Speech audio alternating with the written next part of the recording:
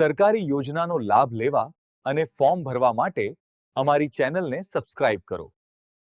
મિત્રો, આજે આપણે વાત કરવાના છીએ નવા મજૂર કાયદા વિશે, જેમાં તમે ઓવરટાઈમ કરો તો તમને બમણું વેતન છે એ આપવામાં આવશે. તે ઉપરાંત મિત્રો, સૌથી 10 મહત્વપૂર્ણ લાભો પણ આપણે જોવાના છીએ, તો વિડીયોને પૂરો જોવા વિનંતી. જો તમને વિડીયો ગમે તો લાઈક, શેર અને સબસ્ક્રાઇબ કરી દેજો. ચાલો શરૂ કરીએ. તો મિત્રો, વાત કરીએ કે ભારતની અંદર કામ કરતા દરેક કર્મચારી માટે હવે સામાન્ય અને સુરક્ષાની ગેરંટી છે એ નક્કી થઈ ગઈ છે. શ્રમ અને રોજગાર તેમજ યુવા ખેલ મંત્રી મનસુખ માંડવિયાએ 21 નવેમ્બર 2025ના રોજ જાહેરાત કરી કે દેશમાં એક નવો લેબર કોડ એટલે કે શ્રમ સંહિતા છે એ લાગુ કરી દેવામાં આવેલી છે.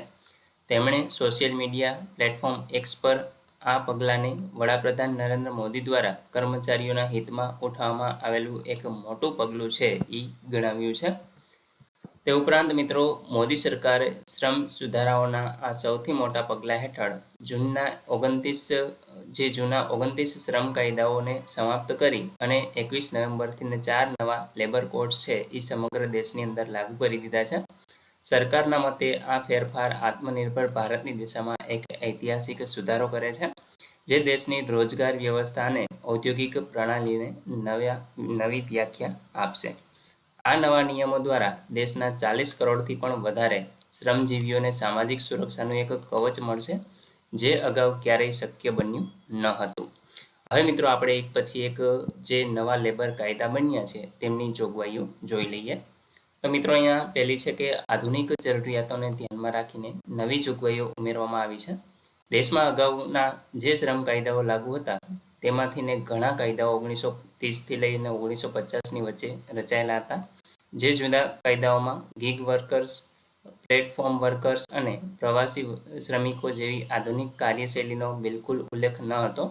હવે નવા લેબર કોડની અંદર આ તમામ પ્રકારના શ્રમજીવીઓને કાનૂની સુરક્ષા છે એ પ્રદાન કરવામાં આવે છે.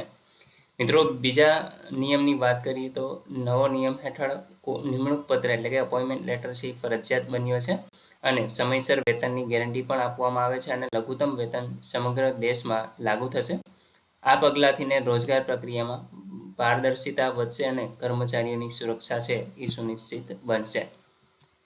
ત્યાર પછી મિત્રો, ત્રીજા નંબરની વાત કરીએ તો કર્મચારીઓ માટે મફત સ્વાસ્થ્ય તપાસની સુવિધા છે એ શરૂ કરવામાં આવી છે.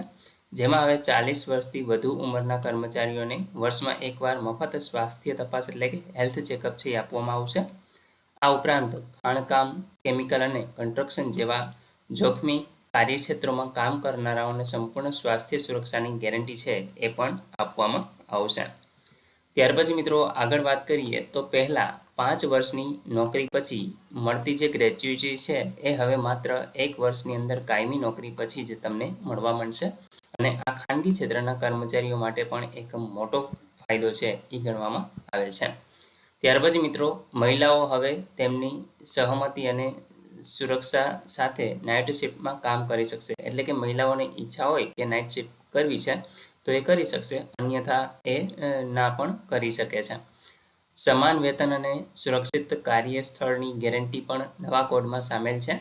ટ્રાન્સજેન્ડર કર્મચારીઓને પણ સમાન અધિકારો છે એ મળશે. ત્યાર પછી મિત્રો, ટેક્સી ડ્રાઈવર છે, ફૂડ ડિલિવરી પાર્ટનર, એપ આધારિત વર્કર્સ હવે સામાજિક સુરક્ષાના લાભ છે એને મળશે.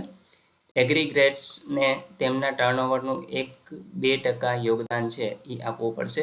યુએએન એટલે કે યુનિવર્સલ એકાઉન્ટ નંબર લિંક હોવાથી રાજ્ય બદલવા પણ સહેલા રહેશે, એટલે કે એમના પણ લાભો છે એ તમને ચાલુ રહેશે. યુએએન એટલે કે મિત્રો, જે તમારું પીએફ એકાઉન્ટ હોય છે તો એનો એક નંબર હોય છે જેને યુએએન નંબર કહેવામાં આવે છે. તો એ પીએફ એકાઉન્ટ છે એ રાજ્ય બદલવાથી પણ તમને છે એના લાભો ચાલુ રહેશે. ત્યાર પછી મિત્રો, કર્મચારીઓને હવે ઓવરટાઈમનો ડબલ પગાર છે એ આપવામાં આવશે. આનાથીને ઓવરટાઈમ પેમેન્ટમાં પણ પારદર્શિતા છે એ સુનિશ્ચિત કરવામાં આવશે. હવે કોન્ટ્રાક્ટ વર્કર્સને પણ લઘુત્તમ વેતન, સામાજિક સુરક્ષા અને કામની ગેરંટી મળશે. પ્રવાસી અને અસંગઠિત ક્ષેત્રના કામદારો માટે પણ આ એક સુરક્ષા મળવાનું છે એ સામેલ કરી દેવામાં આવેલું છે. ત્યાર પછી મિત્રો સિંગલ લાયસન્સ અને સિંગલ રિટર્ન સિસ્ટમ છે એ લાગુ થશે. આનાથી કંપનીઓનો પાલનો જે બોજ છે એ ઓછો થશે અને ઉદ્યોગોને લાલ ફીતાશાહીમાંથીને પણ રાહત છે એ આપવામાં આવે છે. હવે ઇન્સ્પેક્ટર કમ ફેસિલિટેટર સિસ્ટમ છે એ લાગુ કરવામાં આવશે. અધિકારીઓ તેમજ દંડાત્મક કાર્યવાહીને બદલે હવે માર્ગદર્શન પર ધ્યાન કેન્દ્રિત કરાશે.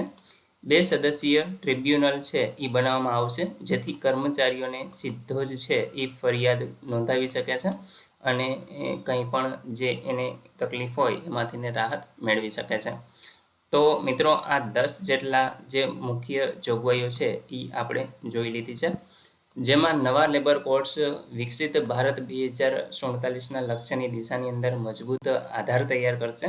અને આ સુધારાઓ code on veggies 2009, industrial relations code 2020, social security code 2020 અને occupation safety health and working conditions code 2020 હેઠળ લાગુ કરવામાં આવેલા છે. તો મિત્રો અહીંયા આગળ તમે જોયું કે 10 જેટલા જે વધારે મહત્વપૂર્ણ ફાયદાઓ છે એ અહીંયા મજૂરોને મળવાપાત્ર થશે.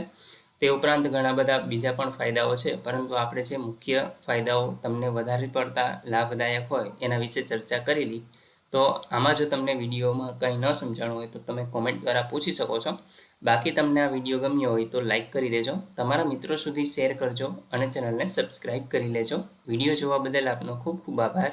મળીએ એક નવા વિડીયો સાથે, ત્યાં સુધી જય હિન્દ.